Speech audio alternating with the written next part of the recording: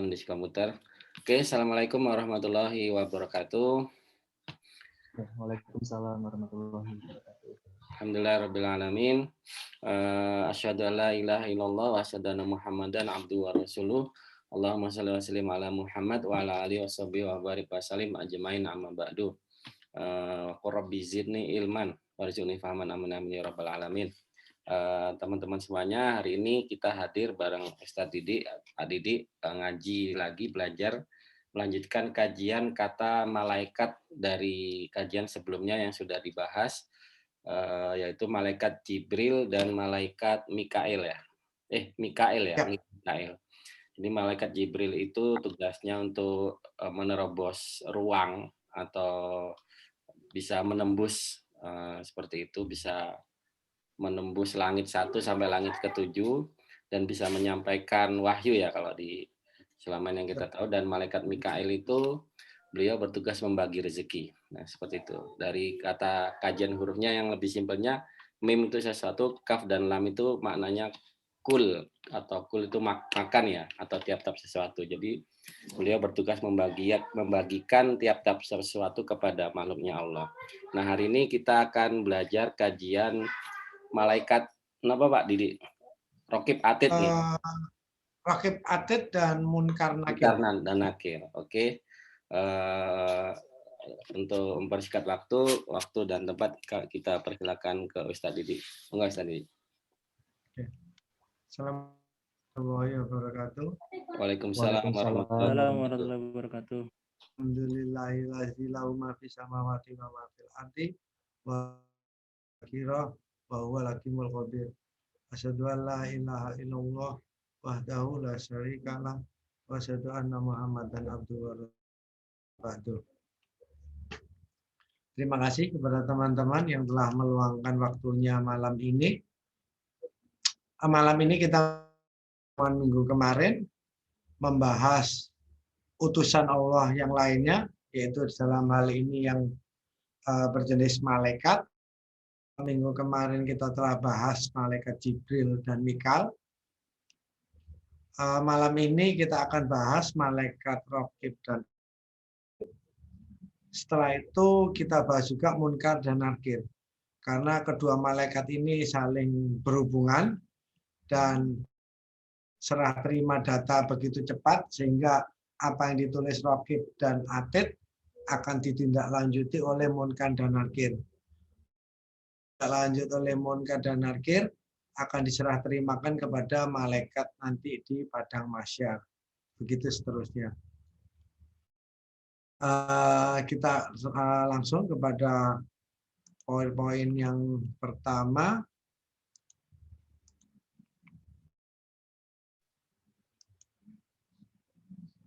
Raqib dan Atid. Ini asasi subjudul berarti think and action. Jadi satu masalah pemikiran dan satunya masalah tindakan. Ada beberapa ini saya birukan, saya nggak sempat mau saya hapus, tapi ini penting untuk ke depan, tapi ini adalah untuk lanjutan nanti. Malah untuk think and action aja yang kita bahas. Overview, kalau internet atau sambil dari Wikipedia ya. Jadi di situ hanya ditulis Raqib itu hanya adalah malaikat tentang kebaikan. Atid adalah nama malaikat yang bertugas untuk menulis keburukan. That's it, itu aja. Jadi sangat-sangat simpel. Kalau baik ditulis malaikat Raqib, kalau jelek ditulis malaikat Atid. Sehingga data ini sangat minim sekali.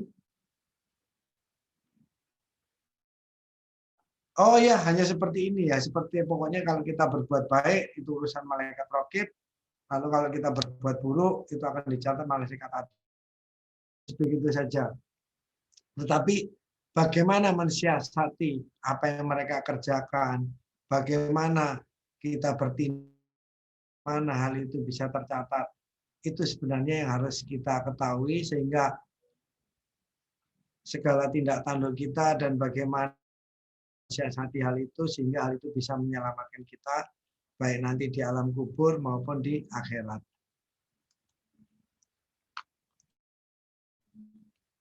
Kita masuk ke dalam data Al-Quran di surat Ar-Ra'd ayat 11.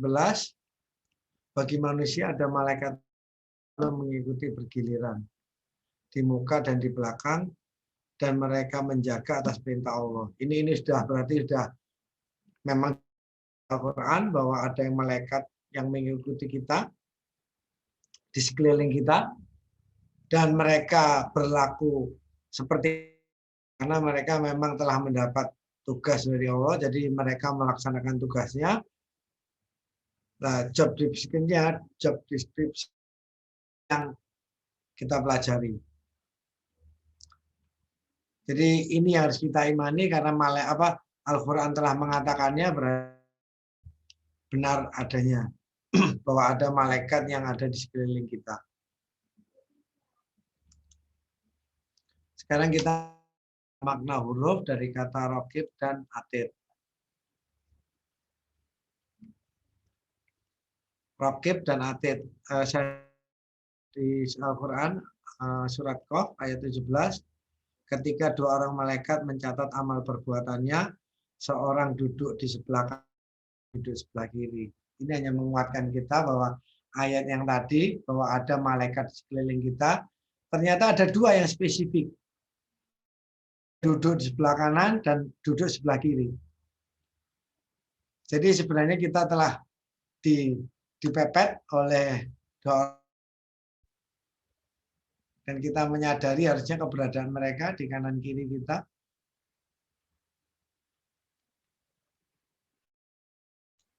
Nah ini makna raqib dan atid. Raqib, ro, qaf, ya, ba, atid, ain, ya, dal. Raqib, ro, berbagai hal, qaf, reflection atau akal, pencerminan kita, review kita, alasan-alasan kita, ya segala sesuatu sembunyi. Adapun atid, ain, tinggi, sulit, tak, diri, elemen, ya segala sesuatu tunjuk atau diinginkan. Jadi di sini akhirnya kita bisa simpulkan, raqib adalah mencatat apa yang kita pikirkan. Itu mencatat apa yang berusaha kita sembunyikan. Alasan-alasan kita di balik tindakan-tindakan kita. Itu yang raqib. Lalu atid akan mencatat apa yang kita lakukan di balik alasan tadi. Jadi disinilah akhirnya yang sering kita omongkan yaitu kemunafikan atau double standard. Sehingga seperti kita pelajari dulu bagaimana orang ciri orang munafik, ada orang yang double standar. Jadi dia mempunyai agenda yang berbeda ya. Jadi tatanan yang memilah-milah sesuatu menurut keinginannya dia. Jadi itu yang nanti akan dicatat oleh raqib. Jadi ingat, raqib itu mencatat apa yang kita pikirkan. Istilahnya apa yang ada di dalam qalbu kita. Apa yang ada di dalam batin kita. Lalu atid akan mencatat apa yang kita lakukan. Dari sini akhirnya kita harus memahami bahwa kita harus sangat-sangat hati-hati sekali. Disinilah haruskan apa yang kita pikirkan dengan apa yang kita lakukan. Catatan mereka bisa sangat-sangat. Namanya manusia kadang-kadang sering apa yang mereka pikirkan dengan apa yang mereka lakukan. Alasan tertentu itu adalah siasat atau apapun ceritanya, apapun bahasanya, itu semuanya akan dicatat.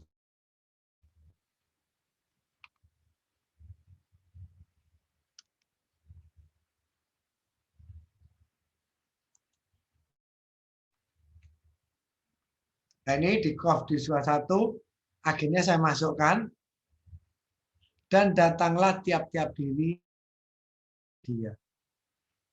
Seorang malaikat pengiring, seorang malaikat penyaksi. Ternyata ini menceritakan tentang roh. Jadi bersama kita ada seorang malaikat pengiring. Kita pikirkan opini-opini kita, pemikiran-pemikiran kita. Lalu salah satu sisi ada seorang malaikat mencatat apa yang kita lakukan.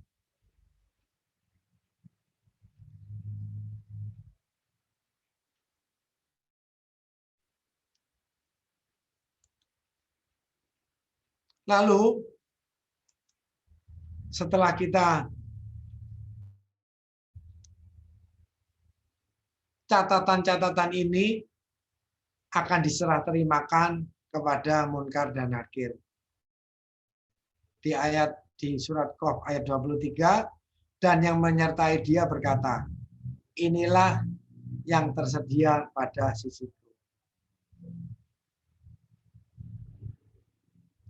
Jadi pada waktu kita hidup, ini opini kita dicatat, bagaimana kita berpikir dicatat, bagaimana kita mempunyai alasan sesuatu terhadap apa yang kita lakukan itu dicatat, lalu yang satunya akan mencatat apa yang kita lakukan di balik pemikiran-pemikiran kita.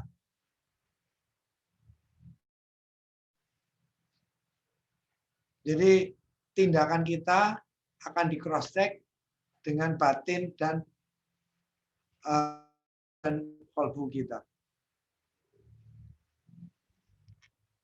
Mereka tidak melakukan apapun, hanya mencatat.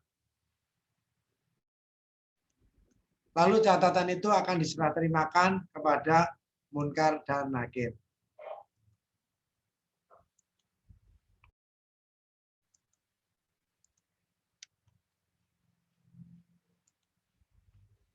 Lalu kita sekarang masuki yang kedua, Munkar dan Nakir. Disinilah baru malaikat tindak pada saat kita di alam kubur. Di sini ada trigger, mancing pertama kali, lalu ada juga yang menyangkal. Ini adalah tugas Munkar dan Nakir. Adalah untuk menanyakan sesuatu hal untuk pertama kali, lalu tugasnya Nakir adalah untuk menyanggahnya. Dan apa yang ditanyakan Munkar dan apa yang disanggah oleh Nakir itu berdasarkan data dari Raqib dan Atid.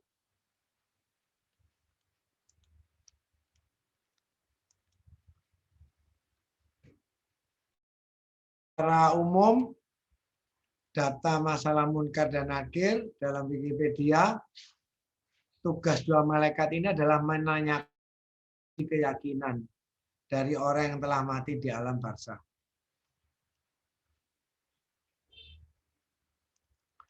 Dan waktu kita menghadiri taksya kematian di kubur, diceritakan, sering diceritakan dan selalu seperti itu, maka di dan Nakir adalah siapa Tuhanmu, apa kitabmu, dan siapa nabimu, apa agamamu, itu seterusnya.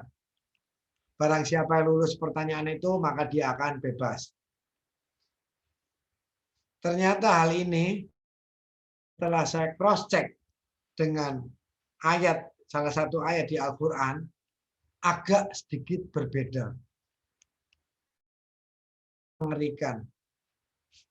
Tidak sesimpel seperti yang kita pikir. Karena selama ini dengan pertanyaan-pertanyaan siapa tuh, siapa nabimu, apa agamamu, kita sebagai muslim sangat-sangat optimis sekali dan dengan keyakinan 100% kita akan sanggup melewati dua malaikat ini. Nah, ini yang akan saya beritahukan ke teman-teman bahwa itu harus segera diubah dan diperbaiki secepatnya. Nah, ini menurut kalau meninggalkan jasad di alam kubur, maka akan ditanya oleh Munkar dan Nakir. Pertanyaan kita dengar, siapa Tuhan kamu, siapa Nabi kamu, apa agama kamu. Maka Pak Mudinnya akan memberikan clue atau petunjuk. Jawabannya adalah Tuhanku adalah Allah, Nabiku adalah Muhammad, dan agamaku adalah Islam. Ayat akan diberikan keluasan dan diterangkan kuburnya sampai hari kebangkitan. Sungguh sangat menyenangkan. Sehingga kita pasti bisa menjawabnya. Lalu bagi yang tidak bisa menjawabnya akan mendapat siksa sampai hari kebangkitan.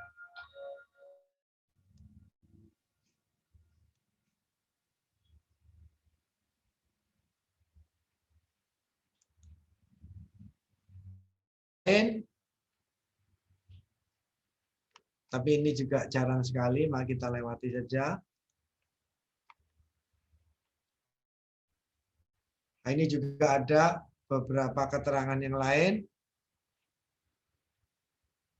Jika mayat telah dikubur, datang dua mayat, diterangkan di sini, tubuhnya hitam, matanya biru. Berarti kita bayangkan, kalau amalan kita sangat, berarti alam kubur kita sangat gelap. Lalu kita bayangkan, kalau ada orang di dalam kegelapan total tersebut, atau tiba-tiba berkata di telinga kita. Apa yang terjadi? Maka secara refleks kita akan terkejut dan kita akan kaget. Disinilah fungsinya bagaimana ilmu itu yang kita amalkan akan menjadi penerang di alam kubur kita, sehingga ketika itu datang, kita sudah ada penerangan, sehingga sebelum mereka bertanya, kita sudah siap untuk menyapa mereka dulu. Dan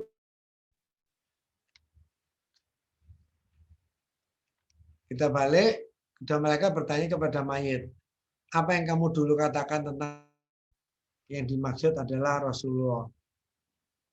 Dia pun lelaki itu adalah hamba Allah dan Rasulnya. Lalu dia mengucap kalimat syahadat. Lalu malaikat itu menimpali, sungguh kami telah mengetahui bahwa engkau akan mengatakan demikian. Daripada bahwa akan mengatakan demikian, inilah transfer data dari Raqib dan Atid kepada Munkar dan Nakir. Jadi bahwa sila telah bersyahadat. Lalu dikatakan kepadanya, tidurlah engkau. Lalu berkata si mayit, kembalikanlah aku agar aku kabarkan kepada mereka. Lalu malaikat tetap memaksa, tidurlah engkau sebagaimana tidurnya pengantin. Sangat-sangat kita bisa melewati hal ini.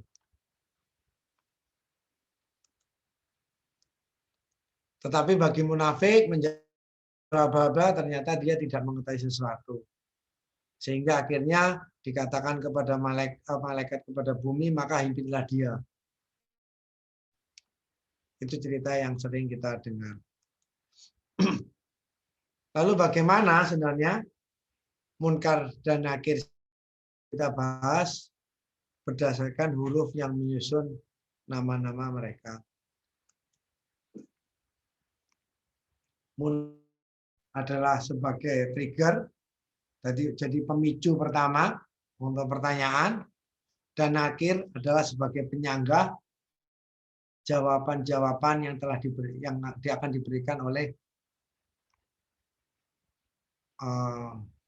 objek. Jadi atau sendiri nantinya. Jadi kita bisa bayangkan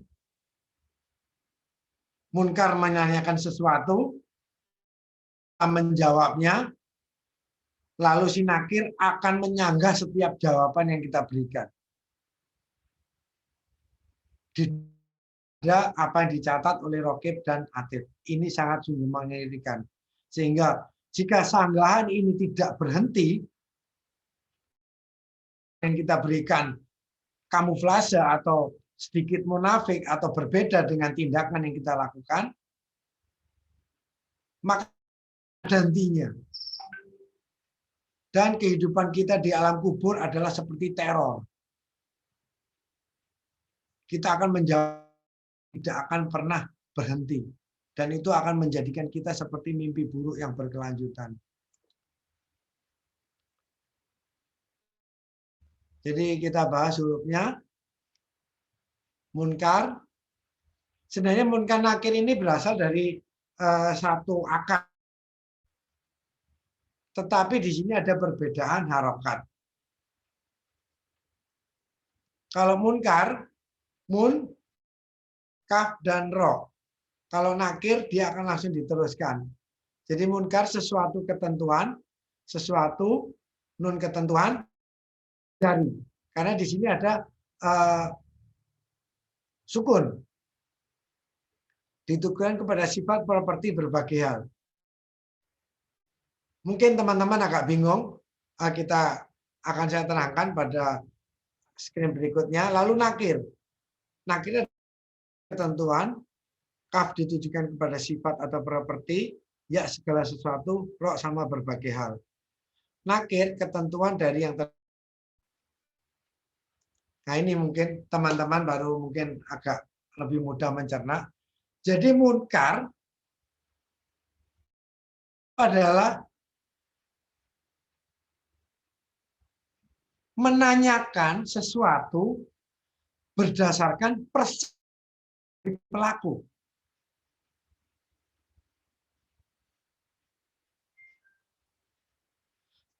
Lalu nakir nyanggahnya berdasarkan ketentuan yang berlaku.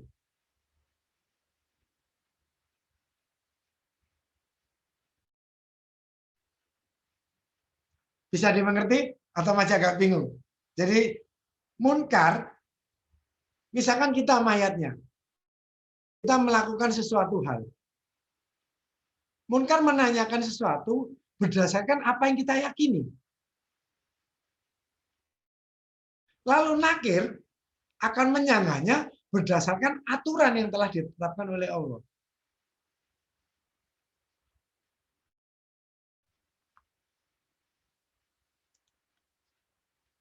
Nah, bentar, kita masuk ke dalam ayat. Jadi, kita serah terima catatan, inilah catatan tersedia pada sisiku, lalu diserahkan kepada munkar nakir. Ya ini yang saya bilang ke Fahmi tadi, Anissa 97. Selama ini kita kurang detail terhadap ayat ini, tetapi di sini akhirnya sudah saya berikan keterangan siapa yang sesungguhnya orang-orang yang dibawakan malaikat dalam keadaan menganiaya diri sendiri. Malaikat dalam keadaan bagaimana kamu? Maksudnya pada waktu dia hidupnya sampai kematiannya. Si mayat akan menjawab, adalah kami orang-orang yang tertindas. Bahasa sekarang yang lebih mudah dipahami, orang-orang yang banyak sekarang di sosial media, di TV, semua orang banyak mengaku dizalimi. Ini adalah persepsi pelaku. Jawab mayat. Jadi munkar, trigger. Dia bertanya pertama kali. Dalam keadaan bagaimana? Yang ditanya maksudnya adalah kehidupannya sampai kematiannya. Lalu si mayat akan menurut keyakinannya dia. Menurut ilmunya dia, menurut apa-apa yang dia mengerti. Entah itu dari gurunya, entah itu dari lingkungannya, entah itu dari teman-temannya, dia menjawab apa alasannya dia menurut. Jadi bisa juga pemahamannya dia terhadap Al-Quran, pemahamannya dia terhadap hadis, bagaimana persepsinya dia terhadap bagaimana persepsinya dia terhadap suatu hadis. Lalu si mayat ini menjawab, adalah kami orang-orang yang dizolimi pada suatu kehidupan pemerintah. Lalu si nakir akan menyangganya. Bukankah bumi Allah itu luas? Kamu dapat berhijrah, berpindah, sehingga tidak didolimi di tempat tersebut. Lalu teman-teman lihat apa sih? Orang-orang itu tempatnya di neraka jahanam. Dan jahanam itu seburuk-buruk tempat kembali. Pertanyaannya bukan sekedar siapa Tuhan kamu. Pertanyaannya bukan sekedar siapa Nabi kamu. Pertanyaannya bukan sekedar apa kitab kamu. Tetapi di sini sudah menginjak keilmuan, persepsi dari sebuah ayat Al-Quran dan hadis.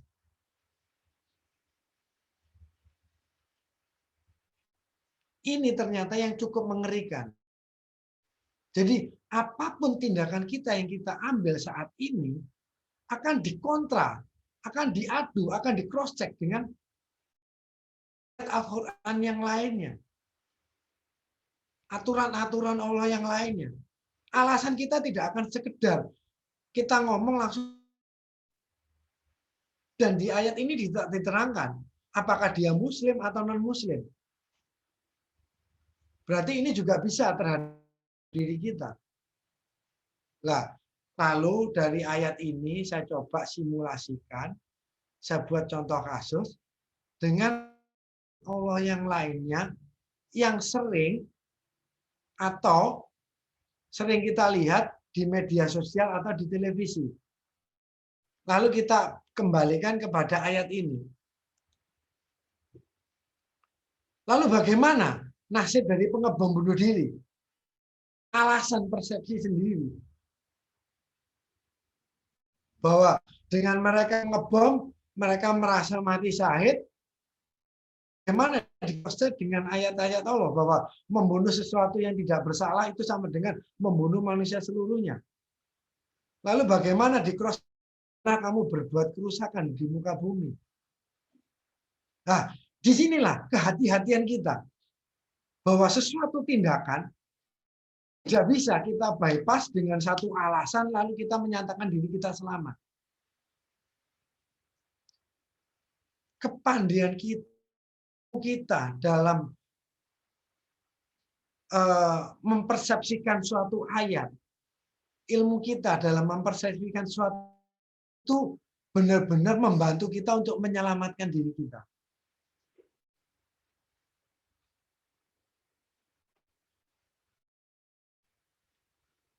Lalu pengebom ini punya alasan juga. Oh, ya Allah, ya malaikat, saya orang tertindas di negeri itu. Saya orang-orang yang terpilih. Sehingga satu-satunya cara adalah dengan cara meledakkan diri saya. Lalu dibalikkan, bumi Allah luas. Kenapa kamu tidak hijrah? Lalu apa jawaban pengebom bunuh diri? Nah, disinilah hati-hatian kita. Bahwa pengebom bunuh diri itu tidak akan sekedar ditanya, siapa Tuhan kamu? Siapa Nabi kamu? Apa kitab kamu? Lalu bagaimana dengan Anisa 97? Di cross check dengan yang lainnya. Nah, sinilah bagaimana ilmu menyelamatkan kita nanti di akhirat. Satu. Al-Maidah ayat 8. Dan janganlah sekali-sekali ada suatu kaum mendorong kamu untuk berbuat tidak adil. Ini adalah tatanan.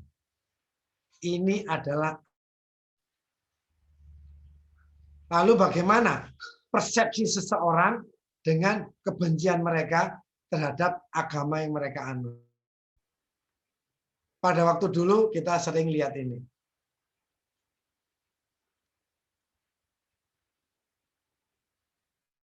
Gara-gara kebencian terhadap seseorang. Sehingga mereka berani mengubah menurut persepsi mereka. Ini nanti makanan empuk buat nakir.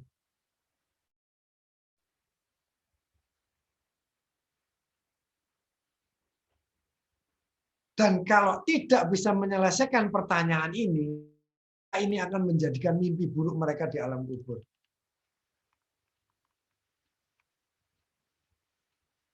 Dan ingat, bagaimana kalau satu pertanyaan oleh nakir, kita tidak menjawabnya, tidak bisa menjawabnya, di-cross dengan ayat lain, lalu terlempar ke kepala kita. Ada punishment yang akan kita terima. Jawaban kita tidak pernah ada habisnya. Selalu disanggah dengan ayat-ayat Allah yang lainnya. Lalu bagaimana kondisi fisik kita di alam kubur? Ini adalah teror sampai menuju hari kiamat. Padahal udah ada ayat yang di surat Al-Ghasyiyah. Atim, sorry. Buka batu bidin alaihissallahu biakamil hakimin. Kalau ada orang mendustakan agama, itu hakimi. Bukankah Allah sebaik-baik hakim? Fama juga buka batu bidin. Bukankah Allah nanti yang sebaik? Lalu kenapa kita menghakimi? Inilah akibat kebencian kita yang melampaui. Lalu bagaimana orang-orang ini akhirnya di-cross dengan di surat Atin? Kenapa engkau memutuskan berdasarkan persepsimu? Lalu bagaimana dengan ayat Allah yang lain?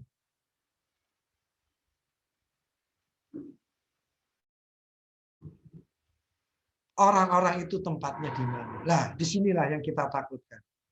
Yang kita tadinya optimis, ternyata orang itu adalah orang yang menganiaya diri mereka sendiri tanpa mereka sadari. Karena apa? Persepsi mereka terhadap pengertian Allah.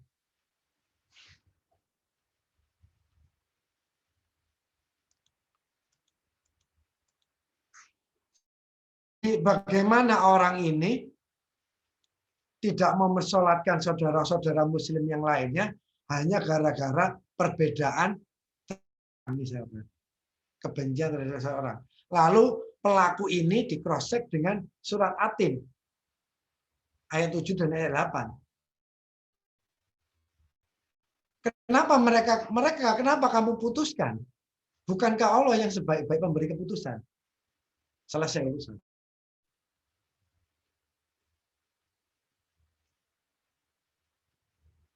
Ini kehati-hatian. Lalu coba. Hai orang-orang beriman, atiullah wa atiu rasul wa uli amrin minkum. Ini tatanan. Ini aturannya Allah. Taat kepada Allah, taat kepada Rasul, dan taat kepada pemimpin di antara kita. Seperti kasus kedua. An-Nisa ayat 59. Lalu kita cross-check dengan kondisi saat ini dan beberapa tahun yang lalu. Bagaimana nasib orang-orang yang menghina pemimpinnya? Satu alasan pembenaran menurut persepsi mereka. Menurut persepsi mereka. Nanti akan menyanggahnya menurut tatanannya Allah.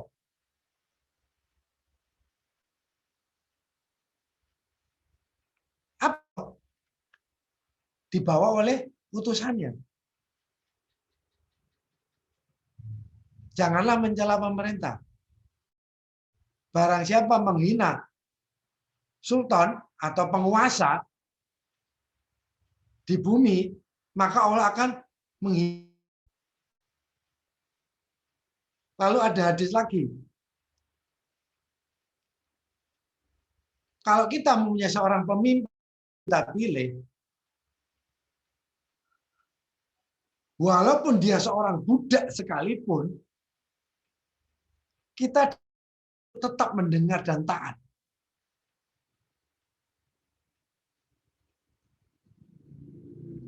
Ini yang akan dipakai akhir terhadap contoh kasus kedua. Orang-orang yang menghina pemimpinnya. Kenapa kita dilarang menghina pemimpin? Itu sebenarnya adalah untuk keselamatan diri kita sendiri.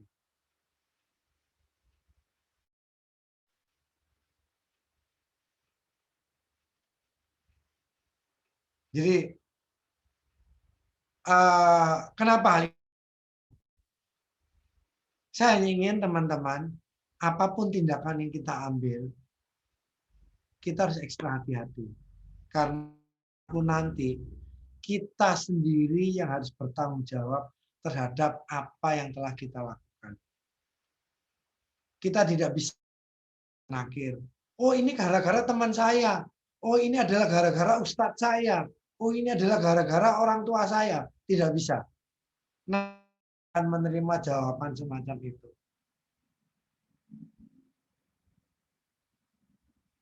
Nakir akan tetap menyanggahnya. Maksudnya, setiap jawaban kita yang disangka oleh nakir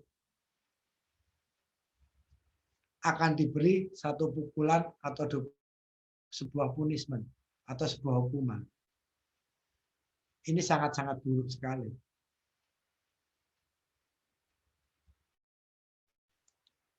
Contoh kasus ketiga. La ikraha fiddin.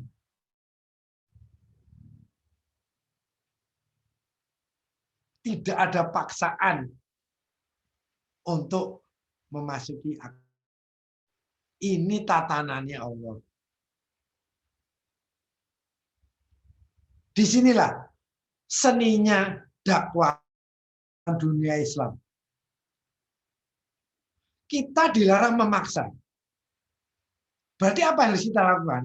Sebagai pendakwah, kita meng-create sesuatu bagaimana tanpa memaksa orang bisa tertarik. Ini sebuah seni. Ini sebuah ilmu. Kalau hanya memaksa, gampang. Mayoritas kumpulkan, minoritas kepung. Mereka hantam. Selesai urusan. Tetapi bukan itu yang diinginkan oleh Allah dan Rasul-Nya.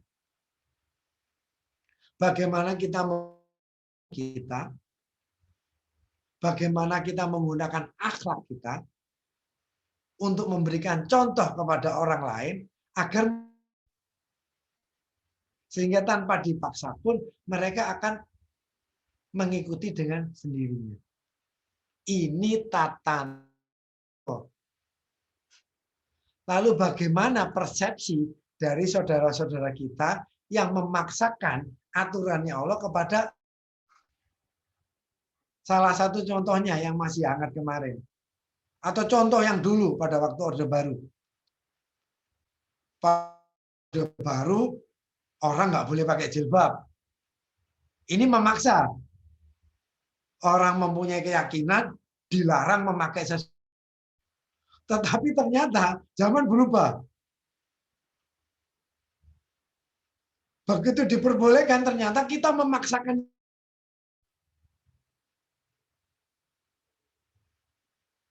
Inilah. Bagaimana kalau pelaku-pelaku menurut persepsi mereka, karena persepsi mereka itu adalah syiar. Ini adalah kewajiban agama. Lalu mereka paksakan itu ke orang lain. Mereka merasa mereka telah berjuang di jalan Allah. Mereka telah ambil bagian dari untuk mewajibkan hukum-hukum Allah, menegakkan hukum-hukum Allah di muka bumi. Lalu bagian mereka dikroskan dengan Al-Baqarah 256. Ini makanan empuk buat nakir.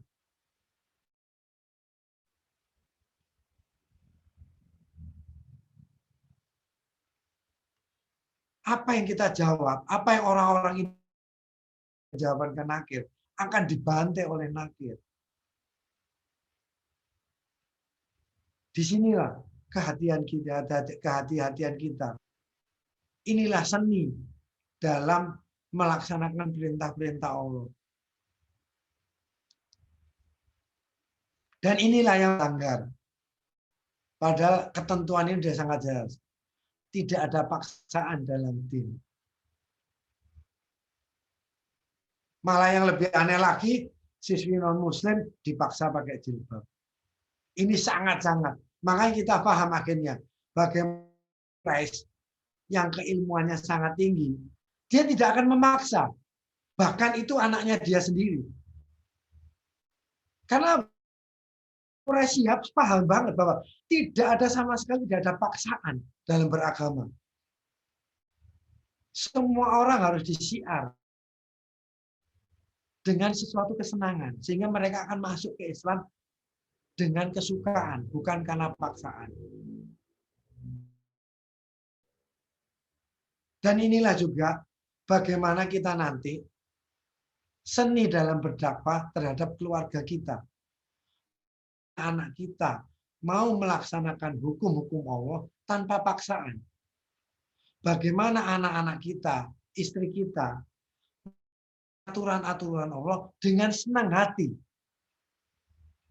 Ini adalah seni kita untuk bagaimana memikirkan, aplikasikan hukum-hukum Allah di dalam keluarga kita dengan contoh dan tata cara yang menyenangkan.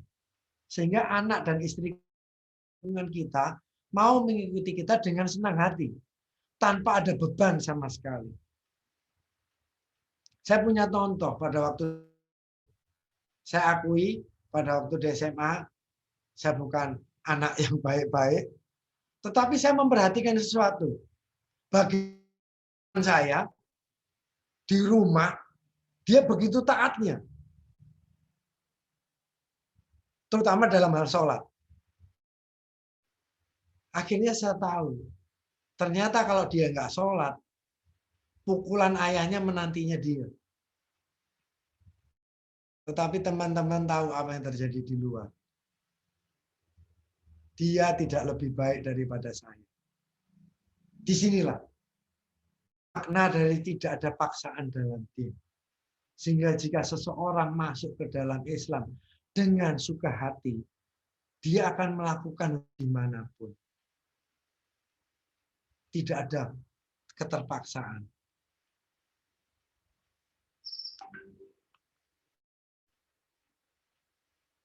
Lalu bagaimana kalau kita masuk ke dalam Afghanistan dulu, misalkan Taliban yang memaksa perempuan harus, yang memaksa harus seperti ini, harus memaksa ini, tidak mau langsung dieksekusi.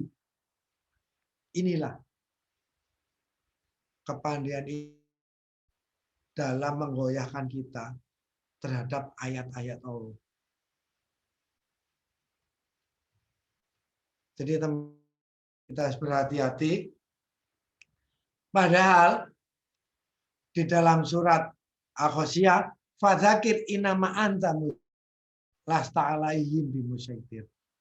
Maka berilah peringatan, karena sesungguhnya kamu hanyalah orang yang memberi. Kamu bukanlah orang yang berkuasa atas mereka. Ingat teman-teman, bahkan Nabi Muhammad sendiri tidak berkuasa sedikit pun atas pamannya. Hidayah adalah hak penuh dari Allah. Jadi bagaimana jika seseorang yang memaksakan hukum-hukum Allah terhadap orang lain, dia di-crosskan dengan Al-Ghasyiyah ayat 21 dan 22. Ini makanan empuk buat si nakir.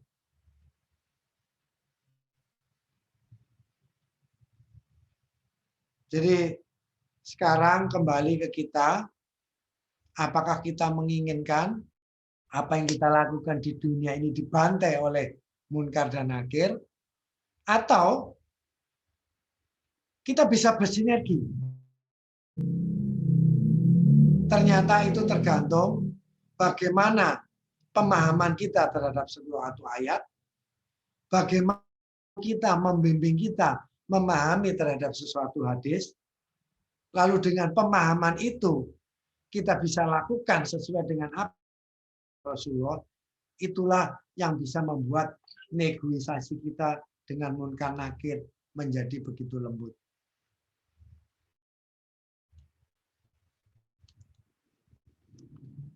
Jadi hati-hati teman-teman, politik berbaju agama, tapi kurang ilmu, bla bla bla bla dan seterusnya. Munkar nakir nanti yang memutuskannya. Jadi selamat menikmati. Jadi pesan teman-teman, hati-hati terhadap tindakan kita. Jadi apa yang kita lakukan, tolong didasari kepada ilmu dan berhati-hatilah terhadap persepsi kita terhadap suatu ayat atau suatu hadis.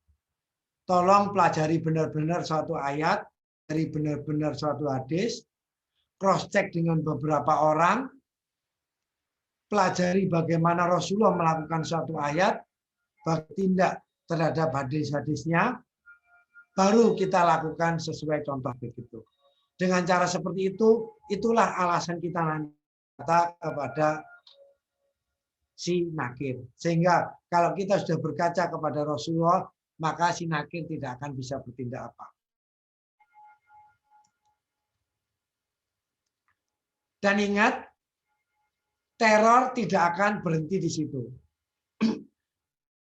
Diambil oleh munkar dan nakir dari Raqib dan Atid, akan diteruskan kepada pengurus padang mahsyar.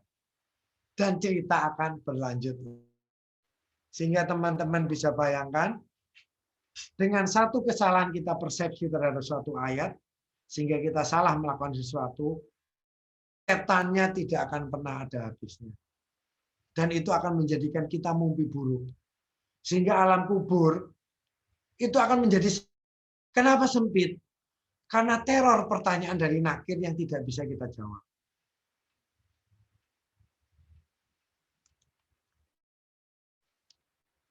Dan inilah serah terima Raqib Atid kepada munkar nakir kepada pengurus akhirat. Inilah yang tersedia pada sisiku. Dan ini nanti di cross check dengan diputarnya film kita waktu hidup di dunia. Selesai semua urusan. Telanjang bulat kita. Tidak akan bisa berkelit sedikit pun. Dan inilah dimaksudkan di surat Qaf ayat 16. Dan sesungguhnya kami telah menciptakan manusia. Dan mengetahuikan oleh hatinya. Dan kami lebih dekat kepadanya daripada urat leher. Billahi taufiq wal hidayah. Assalamualaikum warahmatullahi wabarakatuh. Waalaikumsalam warahmatullahi wabarakatuh. Demikian teman-teman kajian dari Ustadz Didi tentang nama atau dan tugas-tugas malaikat dari malaikat Raqib, Atid, kemudian Munkar dan Nakir. Beserta tugas-tugasnya yang sudah dijelaskan tadi seperti itu. Mungkin kalau teman-teman ini langsung kita ke sesi tanya jawab aja ya, biar agak refreshing juga. Gimana teman-teman? Pak Yang Dermawan. Karena tadi terlalu mengerikan mungkin ya. Itu tadi kan kalau dari sisi mengerikan, kalau emang apa itu namanya ditampilkan seperti itu, kita jadi serem juga. Cuman kalau dari sisi yang positif, misal malaikat tadi kan ada yang mencatat, terus kalau yang dimasukin surga itu seperti apa Pak Didi ininya? Ada nggak ayatnya itu? Misal dari, kenapa, Mas? Kan ada manusia yang diwafatkan sedang dia menganiaya diri sendiri gitu kan. Nah, sedang tolong tadi pas terputus. Bisa diulang Mas Mami? Kalau di salah satu ayat tadi kan dijelaskan manusia yang diwafatkan oleh malaikat sementara dia menganiaya diri sendiri. Itu kan ya. Seperti itu tadi ininya, apa istilahnya, nggak bisa membela diri sendiri. Tapi manusia yang diwafatkan sementara dia nggak menganiaya diri sendiri itu gimana Pak Didi? Ada nggak itu ayatnya? Iya, makanya menganiaya diri sendiri, tidak menganiaya diri sendiri, itu persepsi Pak Fahmi. Oh. Itu kita. Jadi dalam satu tindakan, ilmulah yang menyelamatkan kita. Semakin banyak ilmu kita, semakin banyak kita terselamatkan. Kenapa? Variasi tindakan kita di dunia ini tidak 1, 2, tapi ribuan tindakan setiap saat.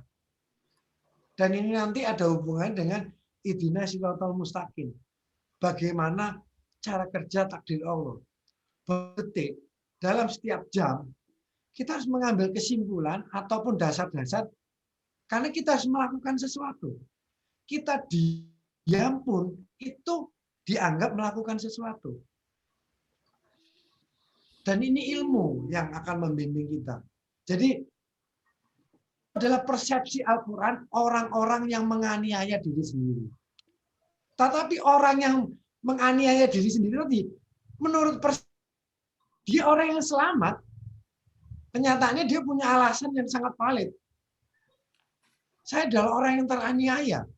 Saya orang ini. Ternyata oleh Al-Quran, oleh malaikat, roket, dan atid, itu dianggap orang-orang yang menganiaya diri sendiri.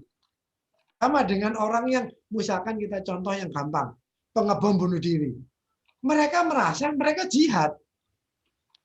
Mereka merasa lakukan ketentuannya Allah. Lah, disinilah kita harus hati-hati. Apakah benar yang mereka itu benar-benar dianggap jihad oleh munkar dan nakir?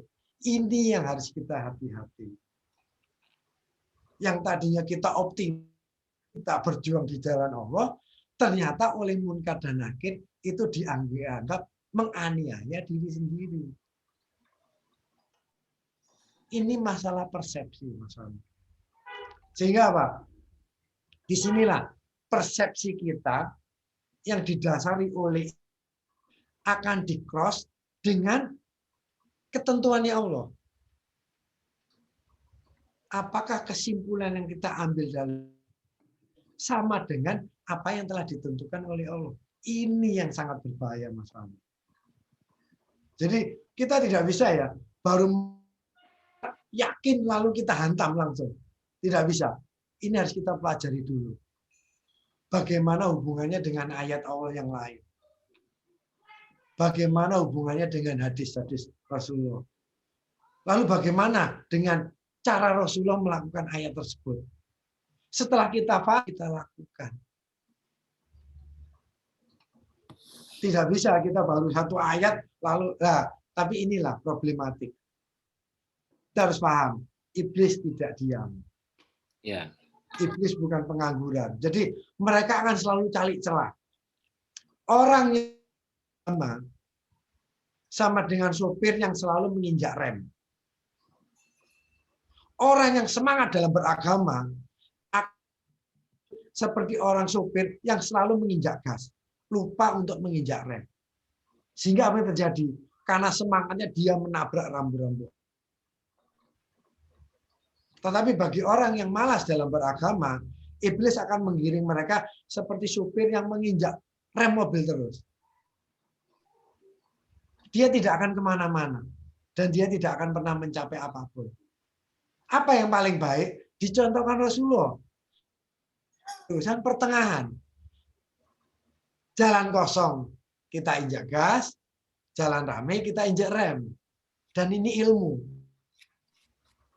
Ilmu untuk mengemudi. Tetapi orang yang bersemangat mengemudi mobil tanpa ilmu, begitu starter injak gas, dia akan nabrak-nabrak. Atau orang yang nggak punya ilmu, dia starter mobil lalu injak rem, dia akan kemana? Tidak akan kemana-mana. Disinilah Mas Fahmi. Ya.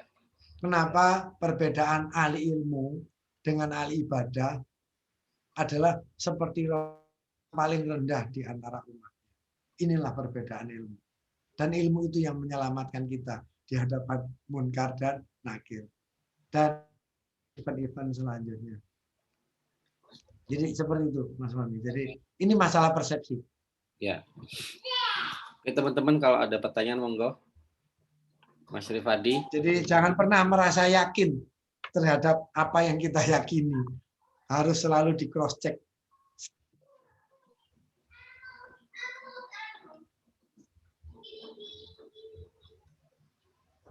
Mas Darmawan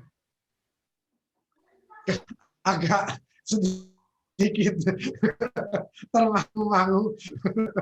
Jadi pertanyaannya tidak sesimpel yang kita sering dengar, aman Mas Darmawan.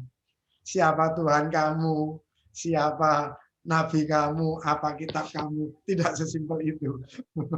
Berarti Pak Didik Menenangkan kita.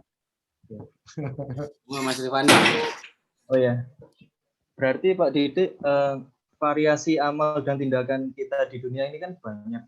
Sedangkan topik yang diangkat oleh malaikat Munkar dan Nakir nanti ini topiknya apa ya Pak Didik? Berarti kan misal setiap topik mengenai ini disinggung. Berarti kita kena punishment. Berarti ada beberapa topik yang kita selamat, kita nggak kena punishment gitu, atau gimana? Nah, seperti ini. Contoh simpel. Kita kuliah. Tak uang buku kepada orang tua. Ternyata kita cuma fotokopi. Kembali untuk beli lainnya. Ini masuk topik ke Munkar dan Nakir. Apakah kamu belajar itu demi Allah? Jalani Allah. Dengan semangat kita langsung jawab, iya. Ternyata si Nakir punya data kita.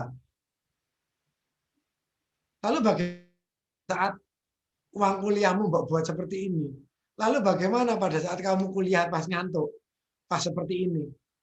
Itu menjadi untuk disanggah. Jadi bukan hanya masalah berat, hal terkecil pun yang terjadi di hidup kita, itu akan mereka pertanyakan semua. Mereka akan tanya, hidupmu buat apa? Oh, untuk Allah. Pasti kita jawab dengan gagah. Kita akan di-cross-check dengan kolbu kita. Untuk Allah atau untuk ini? Lalu kita bekerja. Kita ditanya oleh si Munkar, apa kamu bekerja itu untuk Allah?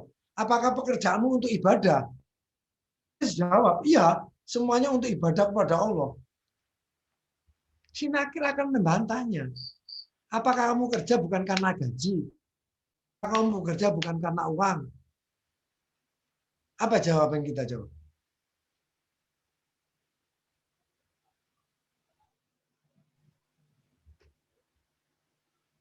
Makanya teman-teman, jadikanlah 24 jam kehidupan kita untuk ibadah. Apa? Bagaimana memanipulasi sesuatu agar itu bisa dimasukkan kategori ibadah. Ini ilmu. Jadi hal semacam itu akan menjadi topik oleh Munkar dan Nakir. Sehingga yang taat pun pertama kali akan pasti keringat dingin karena pertanyaan itu nggak ada habisnya. Tapi begitu dia selesai bisa menjawab pertanyaan, selesai urusannya. Dan saya punya clue kepada teman-teman. Bagaimana pertanyaanmu tidak berlanjut? Apa? Jujurlah kepada Allah. Belajarlah komunikasi dan bertindaklah yang jujur. Sehingga apa? Pada saat Munkar bertanya kepada kita, di jalan Allah, kita jawab seadanya. Saya seseorang yang bodoh. Tindakan saya bukan untuk Allah. Mungkin banyak tindakan saya yang didasarkan hanya kesenangan pribadi. Kalau kita udah ngaku bahwa kita ini memang buruk, apa yang mau disanggah Nakir? Ini salah satu trik. Jujur kepada Allah. Misalkan kita berantem dengan seseorang. Secara kita akan ngotot. Orang itu yang salah. Kita yang benar. Tetapi kalau kita mau jujur di hadapan Allah, ya Allah, saya pasti ikut andil dalam kesalahan ini. Kalau saya memang benar, kenapa saya sampai bisa bertengkar dengan orang itu? Karena saya bertengkar dengan orang itu berarti saya juga berbuat salah. Nah, dengan kita mengaku berbuat salah di depan Allah, malaikat Nakir tidak ada kita. Kenapa? Kita telah mengaku dengan apa adanya. Apakah kamu pada waktu bertengkar dengan orang itu, kamu berjuang di jalan yang Munkar? Enggak ya nakir. Karena saya berantem dengan orang itu. Mungkin emosional saya. Mungkin saya yang salah. Mungkin karena saya yang bodoh. Nah kalau kita udah jadi orang yang jelek, apalagi yang mau disanggah? Kalau mau pukul ya nakir. Karena saya memang orang bodoh. Saya Allah. Itu clue yang saya dapat. Belajarlah jujur kepada Allah. Jangan pernah merasa benar. Kita orang yang makhluk yang jelek di hadapan Allah. Dengan kita merasa makhluk yang jelek di hadapan Allah. Dan kita nanti mengakuinya, apalagi yang mau disanggah. Itu salah satu clue. Tapi ingat, si nakir juga bukan malaikat bodoh. Jadi dia pasti punya cara untuk menyanggah jawaban kita. Karena apa? Dia tahu persis isi kolbu kita. Dia tahu kita. Dari mana? Dari roket dan atip. Catatan itu bukan sekedar catatan memo. Benar-benar catatan detail. Apa yang ada di kolbu kita dan apa yang ada di batin kita. Jadi disitulah teman-teman. Bukan saya anggaplah ini basir, sebuah berita yang menggemparkan. Anggap berita gembira. Kenapa ini dianggap berita gembira? Kita masih diberi untuk bisa bertindak. Dengan setelah kita mengetahui ilmu ini. Jadi kesempatan. Kita masih hidup sekarang. Dengan kita hidup sekarang berarti kita masih punya waktu untuk memperbaiki diri kita. Bahwa pada saat bukan hanya siapa Tuhan kamu, siapa nabi kamu, apa kitab kamu, itu bukan hanya itu pertanyaannya. Jadi kita sudah siapkan. Tetapi terhadap kesalahan-kesalahan yang telah lalu, kita istighfar kepada Allah, kita tobat, kita akui bahwa itu bagian dari kebodohan kita. Tetap di hadapan Allah. Jangan pernah sok pinter, sok benar di hadapan Allah. Sesuatu itu pasti kesalahan kita. Itulah gunanya istighfar. Kita mengaku bahwa kita ini jelek di hadapan Allah. Dengan kita mengaku jelek, kita malaikat munkar dan nakir semakin sempit celahnya untuk menyanggah kita. Jadi itu Mas Rifandi. Jadi topiknya seluruh kehidupan kita. Dan tiap orang topiknya lain-lain. Jadi siap-siaplah. Alam kubur itu sangat panjang sekali. Sampai hari kiamat. Sehingga si munkar dan nakir tidak takut kehabisan waktu untuk menanyakannya. Ini berita gembira. Jadi alam kubur itu sangat panjang sampai nanti hari kiamat, sehingga berita menggembira. Munkar dan nakir tidak akan pernah kehabisan waktu untuk menanyakan dan menyanggah kita. Jadi selamat menikmati. Jadi ini bukan yang berbicara ini pun juga harus bersiap-siap untuk mempertanggungjawabkan apa yang diomongkan dan apa yang dilakukan. Mas Rifandi ya. Iya. Terus ada pertanyaan yang sedikit unik sih Pak Didik. Saya melihatnya dari diskusi orang-orang di sosmed terkait alam kubur. Kalau orang itu semisal meninggalnya bukan istilahnya di laut atau di apa, yang dimana jasad dari orang tersebut tidak sempat untuk dikuburkan, itu berarti pastinya gambaran mengenai alam barzah itu apakah sekonservatif itu orang itu harus dikubur atau bagaimana ya? Nah itulah itu ya. Jadi kita kadang-kadang konsep kita terlalu konsep sederhana ya. Konsep hitam putih. Kalau jasad kita telah dikuburkan, begitu orang-orang yang takziah terus pulang, malaikat datang. Enggak seperti itu. Langsung begitu kita meninggal, roh kita berubah pisah dengan jasad kita, maka disitulah kita berhadapan. Jasad kita dikubur, enggak dikubur, di laut, di darat, membusuk, kecelakaan, sakit apapun, tidak ada. Yang ada hubungannya adalah tingkah laku kita dan niat kita. Jadi tidak ada hubungannya juga kita berbis, kelindes truk. Wah itu pasti orang jahat. Tidak ada hubungannya. Orang itu mati dalam kondisi tersenyum. jiwa bau, nggak ada hubungannya. Semua tergantung niat dan apa yang dia lakukan semasa hidupnya. Jadi itu yang harus kita.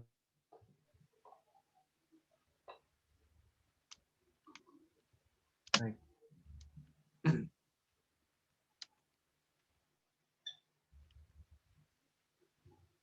Gimana? Iya. Ini termasuk rukun iman ya. Jadi Iya. iman ya. Tahu ketentuan-ketentuan terhadap malaikat ya. Terus 3 amalan yang sampai di alam kubur itu Pak Didi. Amalan yang terus mengalir itu seperti apa ya? Apa? Amalan katanya Ilmu ya ilmu yang bermanfaat. ilmu yang bermanfaat. Perannya ketika kita mungkin menghadapi anak yang baca Mas Rifandi itu seperti lampu. Mas Rifandi bayangkan alam kubur seperti Mas Rifandi di tengah stadion. Tapi dalam kondisi gelap gulita. Dalam kondisi gelap gulita, berarti orang itu tidak ada amalan atau ilmu yang mengalir ke dia. Bisa bayangkan kalau Mas Rifandi diam di tempat yang gelap gulita, pasti persepsi kita sudah persepsi negatif. Ada orang datang, kita tidak tahu. Siapa di sekitar kita, kita tidak tahu. Tapi anggap ilmu, harta yang diwakafkan atau anak yang soleh, itu semacam lampu. Lalu Mas Rifandi hidup di tengah stadion. Amalan yang kita lakukan di dunia, anggap itu lampu di stadion. Kita sudah cukup terang. Sehingga apa?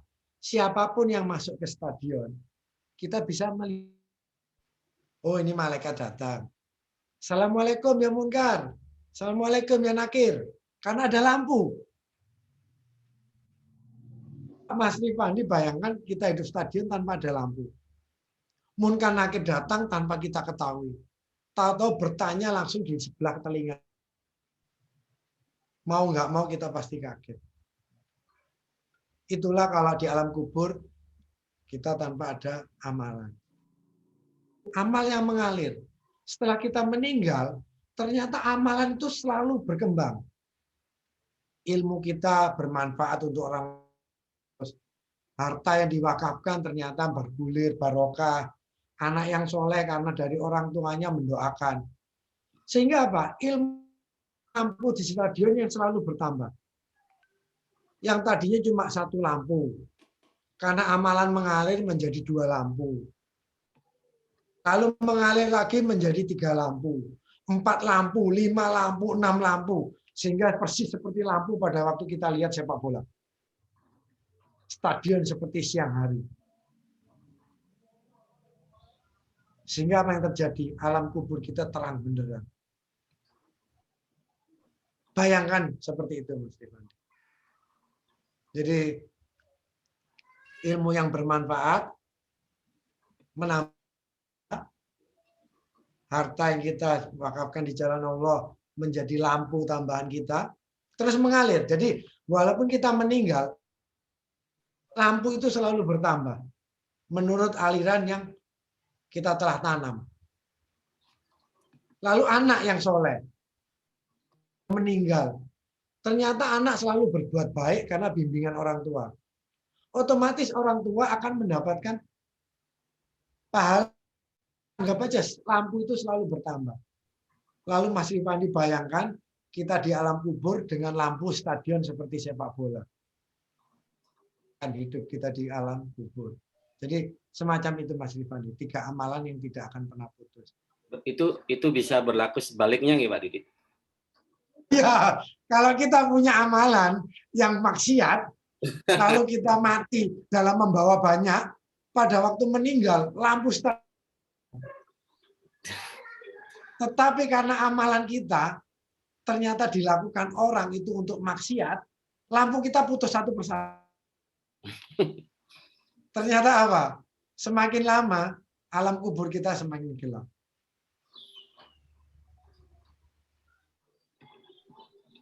Jadi memahami itu terjadi juga terhadap kebalikannya. Jadi disinilah kehati-hatian dalam menjalani hidup ini dan bagaimana khawatirnya Rasulullah terhadap umatnya. Karena Rasulullah apa yang akan terjadi nanti di alam kubur.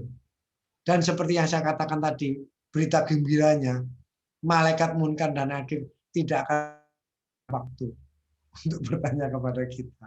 Jadi coba bayangkan, kita bayangkan 1000 tahun urusan selesai. Kiamat belum terjadi. Dan lampu kita semakin redup, semakin redup, semakin redup, dan semakin redup. Itulah yang harus kita takutkan. Bukan siapa Tuhanmu, siapa nabimu, apa kitabmu, lalu lampu ternyata terang benderang. Enggak, itu modal awal. Tidak dengan kita bisa menjawab itu, lampu stadion paling enggak ada 1-2 yang menyala. Tetapi pertanyaan-pertanyaan berikutnya, amalan kita, 3 amalan tadi, itulah yang membuat lampu kita semakin terang atau semakin redup. Mudah dibayangkan Mas Rifandi ya. Iya. Jadi anggap aja itu sebuah lampu. Berarti orang yang meninggal pas momen hari kiamat tidak merasakan alam kubur ya? Atau bagaimana? Tetap. Oh, tetap ya. Allah Maha Adil. Ya. Dan kita berapa lama alam kubur dan berapa lama kita dibangkitkan. Oh iya. Itu Allah alam. Jadi karena kita bukan panitia akhirat, jadi kita tidak tahu jawabannya. Jadi, tetapi alam kubur sangat panjang. Dan kita juga tidak tahu apa kiamat itu akan langsung dibangkitkan. Kita tidak pernah tahu.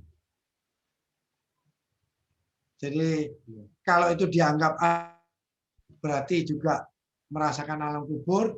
Jika Allah langsung mau membangkitkan, toh itu juga hak prerogatifnya Allah.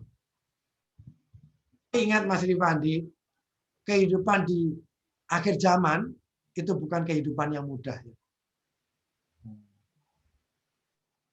Tatanan akhlak tidak ada, dan bumi semesta sudah semakin tua. Orang bisa langsung memukul orang lainnya tanpa merasa berdosa. Bumi yang kita injak tahu-tahu ambles. Jadi kehidupan akhir zaman itu bukan kehidupan yang menyenangkan.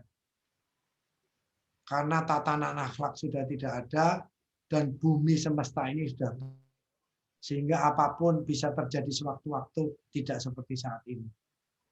Jadi walaupun mereka mungkin tidak merasakan alam kubur, siksaan di akhir zaman itu sudah cukup mengerikan. Jadi kita bersyukur kita hidup di saat ini, dan akhir zaman belum keluar, sehingga kita masih dalam kategori normal-normal saja. Itu juga patut disyukuri. Halo. Ya. Ini tadi saya kepikirannya gini Pak Didi. Kalau orang yang meninggal di jalan Allah, berjihad di jalan Allah itu kan di Al-Quran disebutkan mereka itu bukanlah mati ya, tapi mereka itu hidup, ya, mendapat rezeki di sisi Allah. Sementara orang-orang yang meninggal di kubur itu tadi dia itu seperti ditidurkan. Ya. Nah, artinya apa itu namanya, bedanya tadi itu misal ada juga orang berbuat baik lah istilahnya yang tadi dilapangkan itu tadi, terus tidurlah engkau tidur orang penganten, tapi di satu sisi dia ditidurkan, nanti hari kebangkitan dia dibangunkan, tapi di sisi lain orang yang berjihad di jalan Allah itu mereka itu malah nggak meninggal. Jangan dikatakan mereka meninggal, mati ya. Nggak meninggal, bahkan mereka hidup. Ya. Nah itu berarti nggak. Itu satu Mas Fahmi, itu memberikan optimis kepada orang yang berbuat baik bahwa jangan takut. Yang mereka lakukan itu tidak akan musnah. Dan sebenarnya kita pun tidak pernah mati. Kenapa? Roh kita hanya berpindah.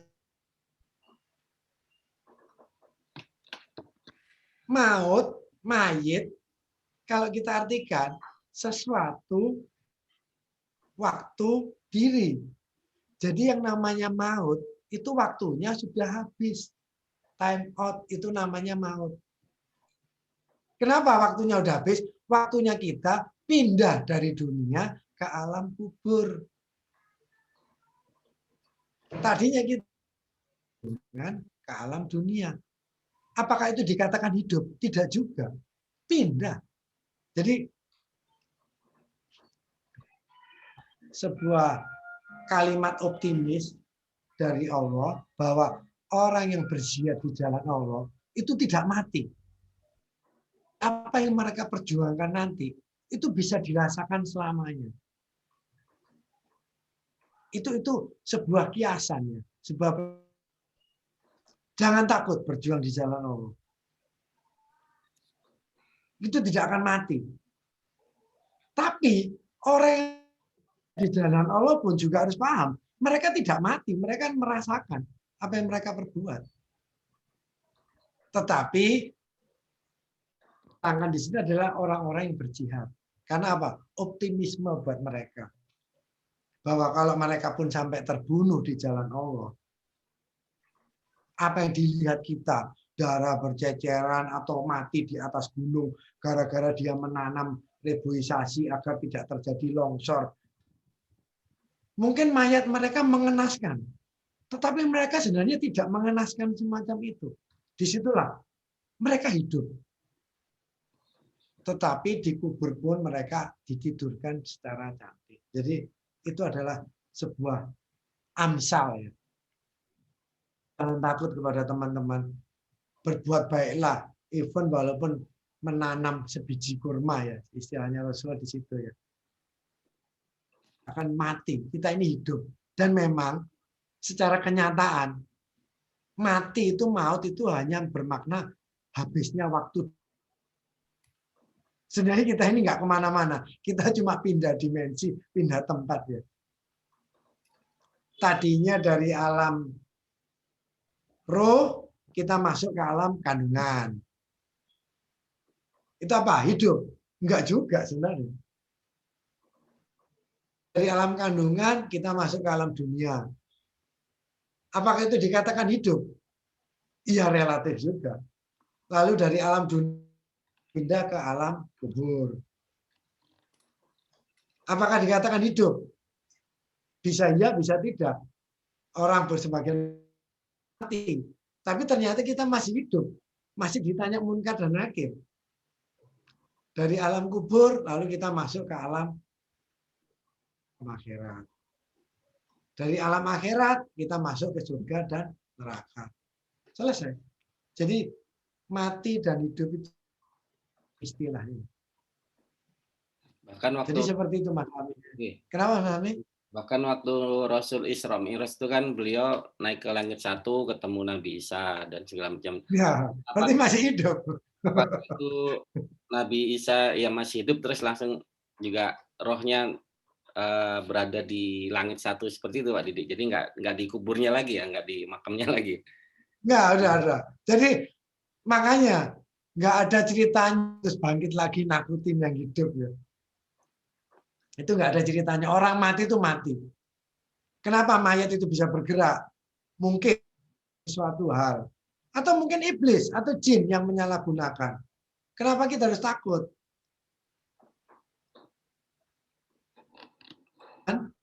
Persepsi mayat yang menakutkan itu tergantung budaya masing-masing. Bagi orang barat, pocongan itu sesuatu yang menggelikan. Ternyata mereka takut. Karena apa? Mereka meninggal itu pakai jas. Sehingga yang mereka takutkan, mayat yang bangkit memakai jas. Tapi bagi kita, vampir itu sesuatu yang lucu. Karena kita meninggal dalam sehingga kita membayangkan mayat yang berjangkit itu seperti pocongan. Kita takut. Tapi bukan bagi orang barat, itu yang menggelikan. Semacam juga budaya Cina. Pernah lihat film vampir yang Cina? Kita bisa tertawa, tapi bagi orang Cina itu sesuatu yang menakutkan. Nah, inilah persepsi. Jadi bagaimana gambaran di akal kita, persepsi yang kadang-kadang kita takuti. Apa yang kita yakini, itulah persepsi kita. Hati-hati dengan pikiran kita sendiri. Dampingi dengan ilmu. Dan dampingi juga dengan tuntunan Rasulullah. Semacam itu Mas Fahmi. Jadi Oke, siap. persepsi aja. Oke, teman-teman, gimana Mas Pak Dermawan, Mbak Wawan?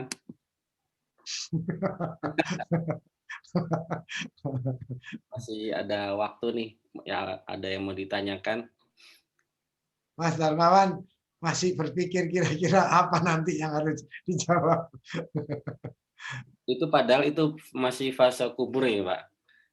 Nanti setelah itu yang ngasih catatan kita apakah dari kitab dari tangan kanan atau tangan kiri itu ini waktu dibangkitkan gitu. Ya, setelah kita melewati hisos dan hisab ya. Oh, berarti sudah. Jadi harus dibedakan. Sebelum hisab kita hisos dulu ya. Hisos. Ya, hisos itu nggak peduli. Hewan jadi satu.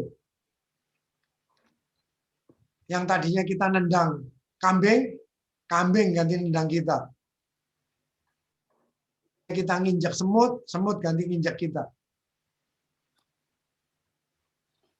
Yang tadinya kita naik mobil, lalu ada makhluk kecil yang ditabrak di radiator sama mobil kita yang lampunya nyala,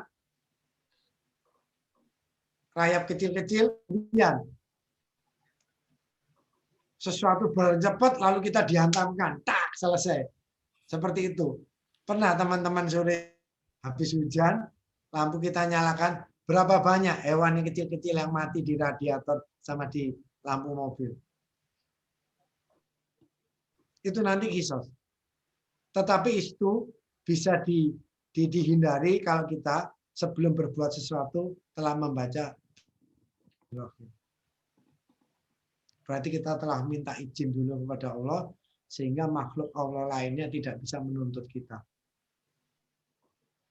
Ucapan Bismillahirrahmanirrahim itu bukan ucapan yang ringan. Itu yang menyelamatkan kita pada waktu kita kisos. Berarti Bisa kita bayangkan naik sepeda motor, lupa baca Bismillah, lalu sepeda motor kita nginjak semut. Itu nanti kisos. Kecuali kalau kita telah baca Bismillah sebelum kita naik sepeda motor. Atau mobil, terserah apapun. Atau berjalan kaki. Ucapan Bismillah yang telah menyelamatkan kita.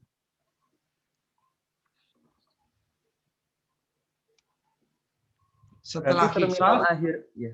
Terminal akhirnya. Kenapa Mas Rifandi? Oh, maaf.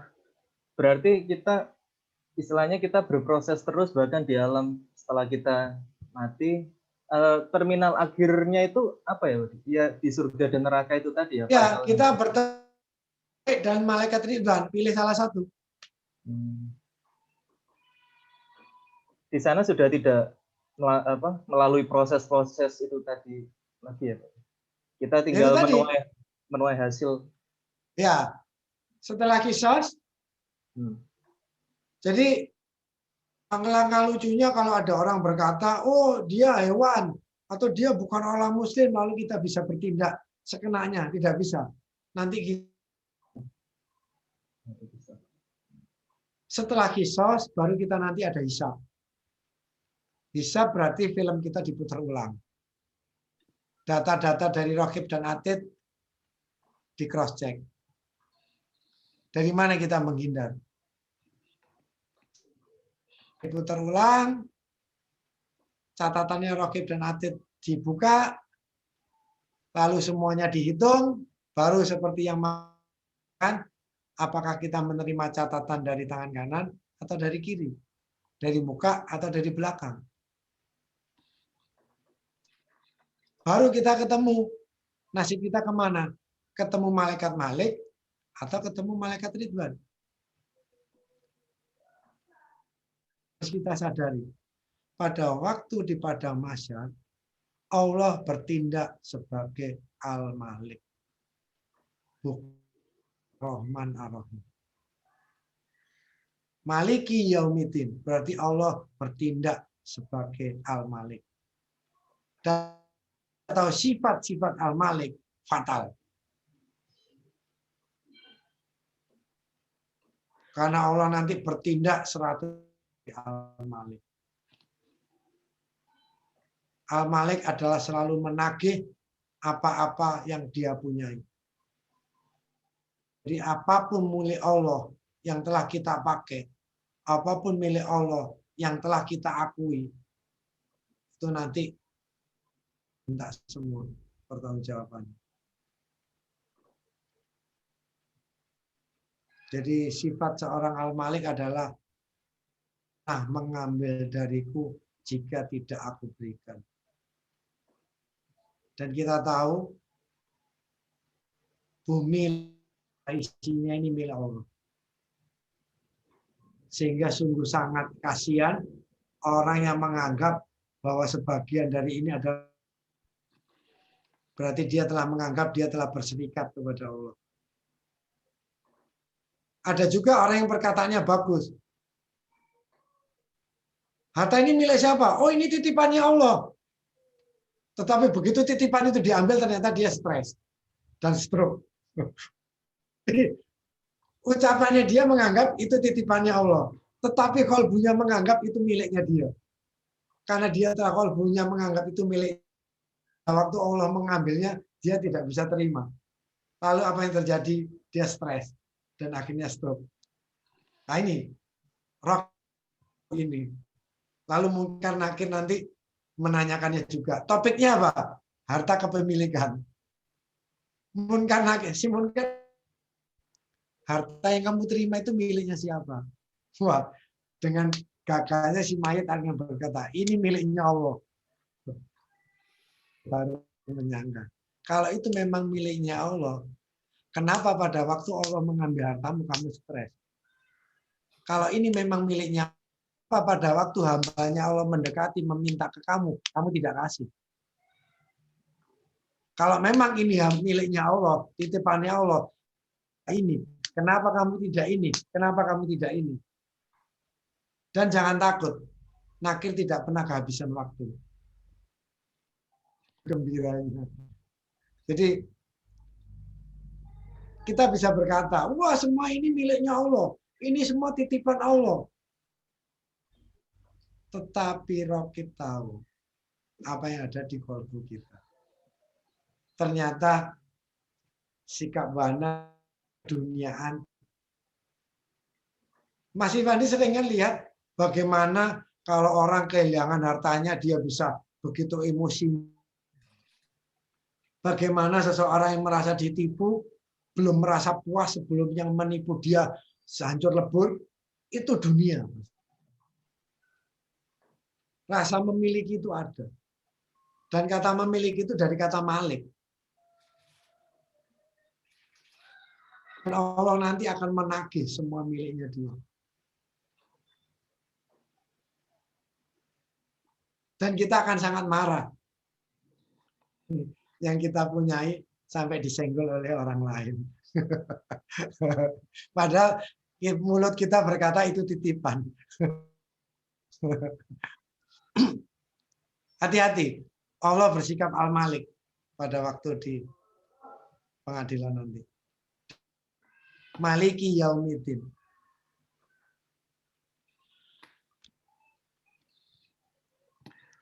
Gitu. Oke, makasih banyak Pak Didi. Jadi peringatan ini mungkin bedah kata Malik ya. Lebih serem juga itu. Apa-apa yang kita miliki lebih loss lagi nanti istilahnya.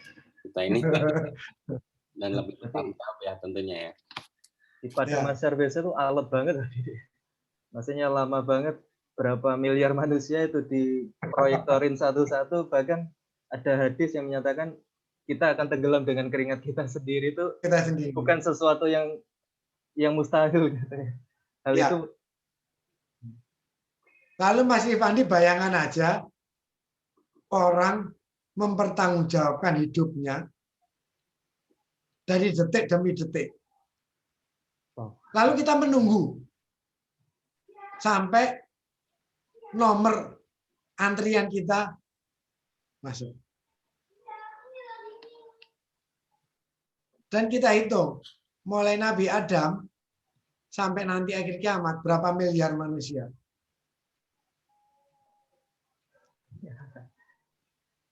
Nggak usah khawatir, berita gembiranya Iya. nggak pernah kehabisan waktu. Jadi, ini basir, berita gembira. Sampaikanlah bahwa kita nanti pasti ketemu di akhirat.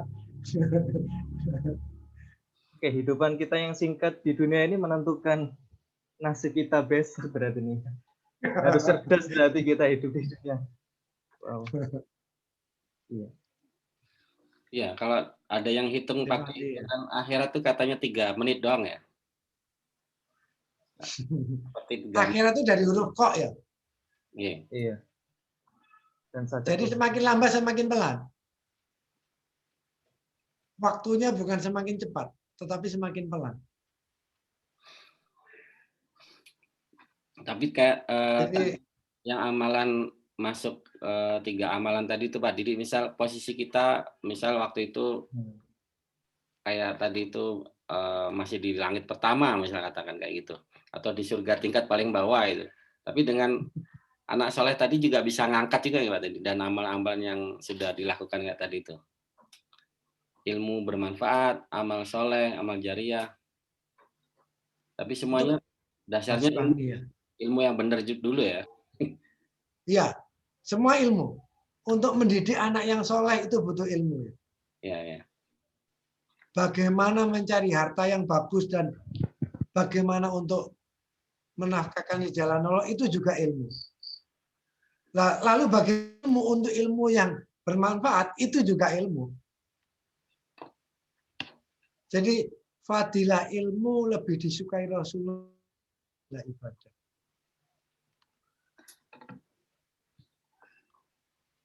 Makanya Mas Fahmi, kadang-kadang saya sangat gemes ketemu beberapa orang pada saat mereka mau memasuki dunia pensiun misalkan, lalu mereka berkata, oh saya sekarang diri kepada Allah. Lalu apa yang mereka lakukan? Mereka fokus ke ibadah, bukan ke amalan. Ini sangat fatal. Seharusnya kalau mereka mendekatkan diri kepada Allah, amalan yang harus didahulukan. Karena amal ini untuk orang lain, ibadah itu untuk diri kita sendiri. Ini yang persepsi yang juga harus diperbaiki. Mendekatkan diri kepada Allah, itu bukan malah kita sibuk dengan peribadatan kita. Ibadah kita udah cukup, sholat kita udah 5, tambah sunnah oke lah silakan. Tapi justru mendekatkan diri itu justru dengan amalan ilmu kita. Misalkan kita dulu misalkan orang perkebunan misalkan, sehingga kita hafal bagaimana cara sesuatu, bagaimana mengelola sebuah perkebunan. Lalu setelah kita mau resign, setelah kita pensiun, sudah kecil sampai besar, sholat ya itu saja. Sehari 5 waktu ditambah sunnah-sunnahnya. Puasa ya itu saja. Apa yang kita perdalam? Kita buka kantor misalkan. Mulai jam 8 sampai jam 11. Apa yang kita lakukan? Kita amalkan ilmu kita. Siapapun yang datang ke kantor kita, mulai jam 8 sampai jam 11, kita untuk bagaimana berkebun. Kalau ilmu kita dalam hal dulu perkebunan. Sehingga apa? Orang-orang yang kurang mampu atau orang-orang yang ingin berkebun, tetapi mereka keilmuannya kurang. Daripada mereka harus membayar konsultan, datangi mereka. Kita amalkan ilmu. Itu cara mendekat kepada Allah. Untuk mengisi waktu setelah.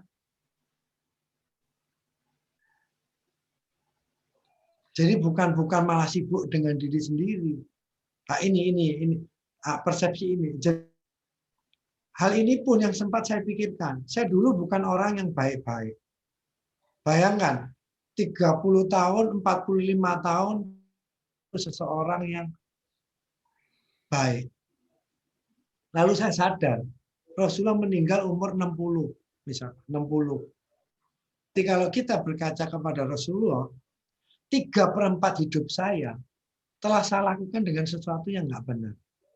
Lalu bagaimana nebus 3/4 ini dengan suatu sisa yang tinggal 1/4? Kalau saya menjadi ahli ibadah, tidak akan pernah lunas. Lalu ternyata terbuka sebuah peluang bagaimana cara melunasi itu. Apa itu? Ahli ilmu.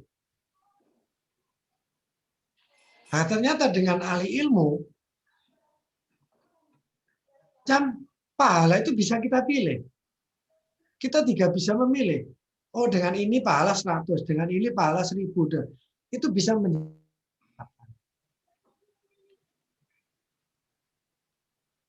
Dan dengan ahli ilmu, kita banyak hal yang bisa kita lakukan. Sehingga dari situlah saya berusaha, semoga Allah ridho, dan sisa waktu yang 15 tahun ini bisa menutupi yang 45 tahun yang terjadi dahulu. Dan sisa 15 pun ini juga masih kadang-kadang saya masih nggak karuan. 100%. Saya masih cemot nggak karuan. Lah, tetapi saya berharap dengan ilmu, dengan selalu riset dan bekerja untuk Allah, riset lagi, dibalikkan lagi, lalu saya mendidik anak-anak, bagaimana anak-anak nanti mau menerima ilmu ini dan mau mengembangkan satu anak untuk berbahasa Arab, satu anak di teknologi, bagaimana mereka harus nantinya mengepung Al-Quran. Ini adalah planning, Mas Fahmi. Lalu ternyata secara nggak sadar uang saya habis untuk riset. Berarti saya berharap Allah menerima riset menjadi amal harta yang diwakafkan. Lalu ilmu-ilmu yang harus bisa mengerti, saya bisa amalkan sehingga itu jariah nantinya. Lalu anak-anak yang telah saya didik nanti mau meneruskan ilmu sehingga ilmu ini nanti walaupun sudah meninggal berjalan. Dan disinilah saya mengajak teman-teman untuk kita berjamaah. Mumpung ilmu ini masih baru, kita bisa menjadi top, bisa menjadi upline, downline kita masih banyak kemungkinannya. Nah, ini berbisnis di jalan Allah ya. Dan ini adalah semacam itu Mas Mami. Jadi 3 hal itu yang ilmu semuanya, dasarnya ada. Ya. Oke, makasih banyak Didi. Semuanya itu didasar dengan ilmu yang benar ya, dan benar, dan balik lagi dari Al-Quran semuanya harus bersumber. Ya, dan Al-Quran memang isinya ilmu. Alamin pun juga dari kata ilmu ya, semesta ini. Ya, sebentar lagi kita juga akan Ramadan ya. Oh iya, Kak Haidar. Alhamdulillah, 5 hari lagi masuk. Itu nanti depan coba. Rencana kajian apa Didi? Kenapa Mas Wani? Kalau di Ramadan nanti rencana kajiannya tetap seminggu sekali atau ada atau gimana, atau libur? Enggak. Insya Allah tetap seminggu sekali hari Jumat.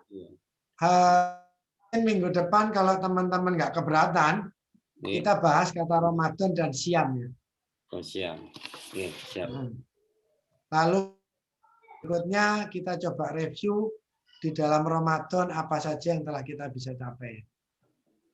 Nanti mendekati Nuzulul Quran bahas ayat Al-Alaq ya. Iya, ayat Al-Alaq 96 ya. Ya. Oke, siap. Oke. Kata Iqra dulu sekalian dengan 1 sampai 5 sampai 6. Oke. Siap. Oke, demikian teman-teman semuanya kajian malam ini tentang kajian kata malaikat, malaikatnya Allah. Semoga kita lebih mengenal dan lebih bisa waspada lah ya, waspada dan mawas diri bahwa di samping kiri kanan ada malaikat yang senantiasa mencatat perbuatan kita. Semoga kita selalu berada dalam kebaikan dan ketakwaan kepada Allah semuanya. Dan Amin. terima kasih banyak Pak Didi atas waktunya dan teman-teman semuanya. Kita akhiri kajian malam ini dengan bacaan bareng-bareng adalah Alhamdulillahirrahmanirrahim. Terima kasih banyak teman-teman. Assalamualaikum warahmatullahi wabarakatuh. Waalaikumsalam. Warahmatullahi wabarakatuh. Banyak Pak Didi.